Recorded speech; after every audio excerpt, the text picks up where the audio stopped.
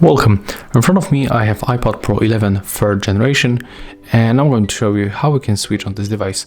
So we have to find the power key and the volume up button. So in my case the power key is right here and the volume up button it's right here in this place. And we have to click and hold both buttons at the same time. So let's make it. Click and hold it at the same time. When you get the Apple logo, you can release that key. I mean the both keys, and now just simply wait until your device turns on.